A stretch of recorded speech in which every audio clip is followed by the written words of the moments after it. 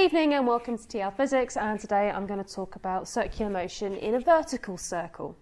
So in previous videos I have done a fully horizontal circle, I have done circles that are slightly at an angle, so circular motion at an angle, so like a banked road or a lasso. And today I'm going to do circular motion in a vertical circle, and I'm going to use the example of a Ferris wheel. And I'm actually going to highlight something that's very important that students can sometimes misconstrue and it ends up getting the wrong answer. So, I have this Ferris wheel here and I want to know where the metal frame of this object, the reaction force this metal frame would feel, would be the most. Because with vertical circles, I'm going to take this lanyard for example, at the bottom I have my tension, and that is a reaction force. This tension appears as a reaction to the mass.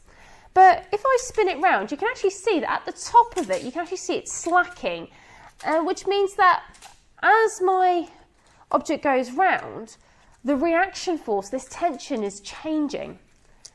Okay. So this is something that's really important with circular motion, that the centripetal force isn't actually a force in its own right. It is a resultant force due to other forces. And this centripetal force always acts inwards to the centre of the circle. Okay? So that's what I'm going to do. I'm actually going to look at the forces that are acting, and I'm going to work out an equation for it. So here I have my weight going down, and I have this reaction force that the Ferris wheel is feeling going up. Here I have my weight going down, and the reaction force is in the opposite direction to the thing that's causing it, and that's Newton's third law, is going up. So let's actually do this. Let's actually do the formula here. So centripetal force, the resultant centripetal force, always acts towards the centre of the circle. And I always normally state that up is positive. 9 times out of 10 I always say up is positive. So if resultantly the force is, my centripetal force is acting inwards, I know that my centripetal force, or F, is minus F because it's going in the other direction. And this is the F that you would use for mv squared over r, or m omega squared r. And this is going to be the reaction take away the weight. So my reaction here is the weight minus the centripetal force. Now, at the bottom, at A, I have got my centripetal force. I know the resultant force is going up because it's going towards the centre of the circle. So it is F. And again, that is R minus the weight. So my reaction force here is the centripetal force plus the weight.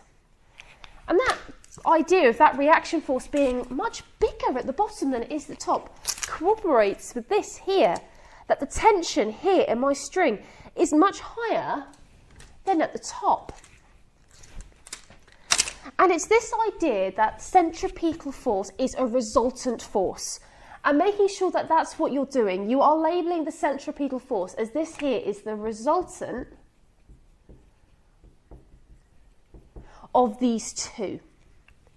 And it is the resultant force that you use for Newton's second law. When you're doing linear motion, the resultant force is the one that you put into F equals ma. And in this one here, F is my resultant force, and that is the one you're going to use for like mv squared over r, or m omega squared r. Okay? So, let's give an example right here. I'm going to have a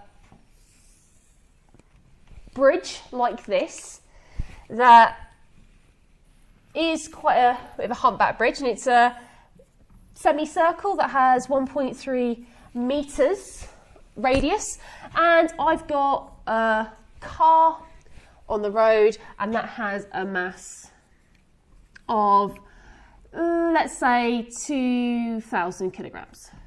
Okay, I want to know the speed that I have to go to launch. And you've seen this in videos before. If you go over a hump or you go over a bridge too fast, you can actually fling off it.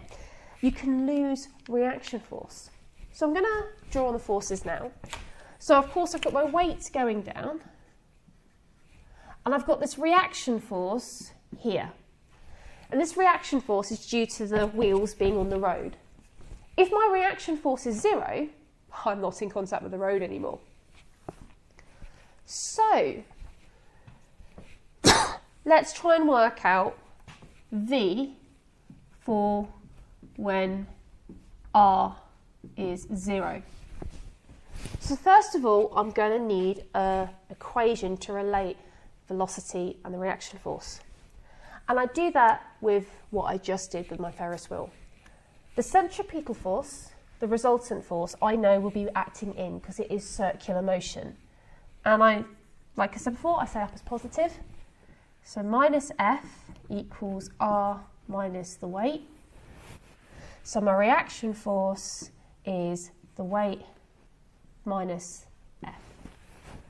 And of course, F here is the centripetal force. So I can use the equation mv squared over R. So R is mg, because that's the formula for the weight, minus mv squared over R. So I'm going to just put in the numbers that I know. So I know that m times g, so 9.81 times by 2000, is 19620 minus 200, or 2000 v squared over R. And I'm after the point where it's not in contact with the road anymore. So I'm after the point where R equals 0. Okay, so I know that 2000 v squared over R is 19620. And of course I know what R is because I've got it on my thing. So I know that's 1.3. Okay, so times that by 1.3 and then divide it by 2000, and I get V squared is 12.75 there, and therefore V would be 3.57 meters per second. So if this car here was going faster than 3.57 meters per second, it would be flinging off the bridge itself. So one of the things to take away from vertical circles is this idea that centripetal force is actually a resultant force. And in circles, that centripetal force is constant. It's not a force in its own right. It is a resultant from everything else, which means that for it to be constant and changing direction like this, it must be consistently, something must be changing. And in this case, it is the reaction force that is consistently changing to make sure I maintain this constant centripetal force, this resultant force. And that is vertical circles.